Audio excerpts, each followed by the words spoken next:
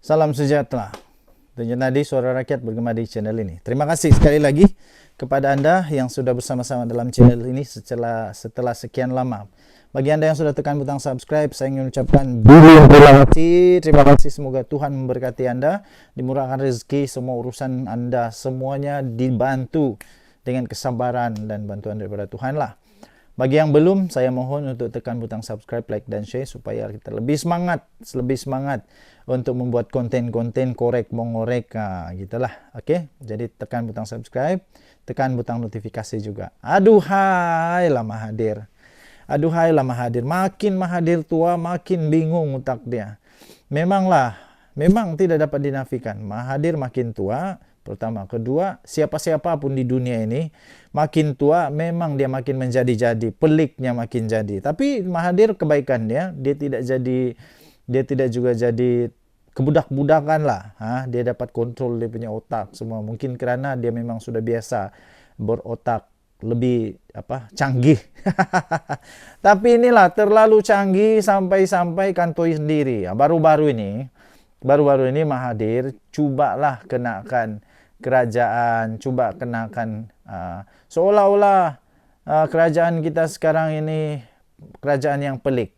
Apa yang peliknya saya heran. Sampai Mahathir kata apa? Dia kata dia risau sebab semua sekarang seolah-olah negara kita ini macam sudah akan bertukar jadi negara Cina. Bila masa pula negara Malaysia jadi negara Cina? Tidak pernah. Tidak pernah. Kita ada perlembagaan, kita macam-macam. Kemudian dia postlah satu gambar. Dia post satu gambar yang dia kata di mana-mana tulisan-tulisan dalam bahasa Cina. Inilah saya bilang Mahathir ini makin tua, makin bengong, makin tidak dapat buat perbandingan di antara dua benda. Dia memanglah sudah tua kan. Kemudian dia postlah satu gambar, ini saya sisipkan gambar itu. Dia postlah satu gambar yang dia kata lihatlah semua pun ditulis dalam bahasa Cina. Alih-alih, rupa-rupanya kena kantoi habis. Gambar yang dia bagi itu adalah gambar restoran Cina yang ada jual pau babi. Aduh, memanglah secara kebiasaannya restoran Cina yang jual pau babi, yang ada jual makanan yang babi semua makanan tuh, memanglah dia tulis dalam bahasa Cina supaya tidak mengelirukan orang lain. Nanti seperti ada komen daripada netizen dalam sisipan yang saya bagi ini, Anda boleh tengok di Harapan Daily. Dia kata baguslah tulis dalam bahasa Cina supaya orang Muslim, orang Melayu tidak faham itu bahasa dan tidak terintimidasi, tidak catching up, tidak menarik perhatian mata dia untuk membaca benda tu. Ini pun boleh jadi satu hal kepada Mahathir. Pening. Jadi memang sudah biasa tulisan begitu. Apa masalah dia kalau dia tulis dalam bahasa Cina untuk makanan yang babi, supaya orang Melayu, orang Islam tidak pergi sana. Supaya secara naturalnya kita sudah menjadi kebiasaan mata kita. Bila tulisan Cina dan benda tu makanan, memang secara otomatik bawah sadar kita akan sebut tempat ini perlu berhati-hati, mungkin bukan makanan Islam. Mungkin tempat ini bukan makanan Islam, mungkin tempat ini ada jual babi. Begitulah. Mahathir ini coba untuk sensasikan perkara yang memang tidak patut pun disensasikan. Memalukan juga. Apa masalahnya kalau restoran itu tulis saja tulisan dalam bahasa Cina? Nanti kalau sampai ada orang komen, kamu tengok nanti ada orang komen nanti kalau tulis dalam bahasa kebangsaan, bahasa BM kita, bahasa Malaysia kita, nanti sama juga ada orang komen tidak puas hati, nanti kata tengoklah orang ini semakin berani tulis di makanan dengan perkataan dalam bahasa BM, lagi susah pening kepala. Jadi lebih baik teruskan sajalah yang memang sudah biasa buat, yaitu tulis saja dalam bahasa Cina. Jadi Mahathir, berhentilah buat sensasi yang tidak betul. Pening. Pening lalat. Okey, so tinggalkan komen anda. Kesian Mahathir, dia semakin tua, dia memerlukan perhatian. Dia perlu perhatian. Mahathir ni perlu perhatian sebenarnya. Dia sudah tua kan, biasalah orang tua memang perlu perhatian. Tidak lama lagi dia perlu untuk dicuci, ditolong, kasih makan, kasih suap. Memang begitulah makin tua kan. Dan Nadi Suara Rakyat bergema di channel ini. Jangan lupa tekan butang subscribe, like dan share. Tinggalkan komen anda. Bye bye. Salam sejahtera Malaysia. Denyut Nadi Suara Rakyat bergema di channel ini. Okey, teka-teki untuk politik Sabah semakin hangat. Jadi sekarang saya lebih fokus kepada politik Sabah sekarang ini. Tapi sebelum itu saya ingin ucapkan terima kasih kepada semua yang sudah subscribe dalam channel saya. Dan bagi anda yang belum, tolong tekan butang subscribe, like dan share, kerana kita akan bagi banyak maklumat, banyak analisis, banyak juga ulasan-ulasan tentang politik di negeri Sabah dan negara Malaysia secara umumnya. Baik, tuan-tuan dan puan yang dihormati sekalian, banyak nama yang sudah disebut bakal menjadi pengganti Haji G. Nanti Haji G letak jawatan, banyaklah pengganti-pengganti yang dicadangkan. Antaranya namanya Munirah. Tapi ada dua nama yang baru saja disebut sebentar tadi oleh viewer saya sisipkan di sini. Viewer saya mencadangkan ada dua nama. Satu, Ewan Benedict, dan kedua adalah DDJK, Datuk Dr. Jeffrey Kitingan.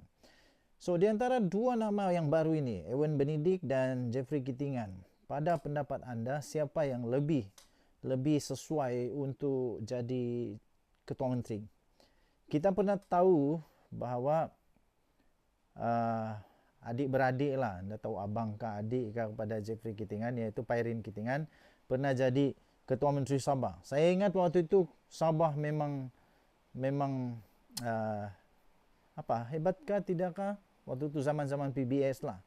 Jadi anda boleh komen pada zaman itu, anda sendiri tahulah, anda yang lebih berusia lebih tua daripada saya, anda tahu keadaan pada waktu itu. Jadi kalau kita jadikan itu sebagai satu mungkin perbandingan sedikit dengan calon yang kedua, yaitu Datuk Dr. Jeffrey Kitingan, perlu atau tidak? Bagi saya tidak. Sebab kedua-dua mereka ini berbeza ya. Pairin Kitingan, Jeffrey Kitingan berbeza. Partinya pun lain, satu STAR, satu PBS. Jadi mungkin pemikirannya pun berbeza, cara bertindaknya pun berbeza, dan semua yang lain-lain pun berbeza. Okey. Jadi Ewan Benedict pula adalah orang yang sudah cukup lama dalam politik negeri Sabah. Kedua-dua mereka memang mempunyai credibility ataupun mempunyai satu kelebihan masing-masing. Okey, kalau ditanya secara jujur di antara dua ini kepada saya, saya ingin melihat Datuk Dr. Jeffrey Kitingan pula untuk jadi Ketua Menteri Sabah. Malangnya Datuk Dr. Jeffrey Kitingan punya parti STAR belum pernah dalam sejarah dapat banyak kerusi. Sebab itu bila ada perundingan untuk siapa jadi Ketua Menteri Sabah, selalunya Datuk Dr. Jeffrey Kitingan tidak dapat jadi Ketua Menteri Sabah. Kerana takkanlah pelik juga kan kalau orang yang dapat kerusi sedikit jadi Ketua Menteri. Kecuali lah kalau kali ini punya pilihan raya, dia dapat banyak kerusi, okey. Tapi selalunya Datuk Dr. Jeffrey Kitingan punya parti ni, STAR ni, dia selalu menjadi parti kingmaker untuk Sabah.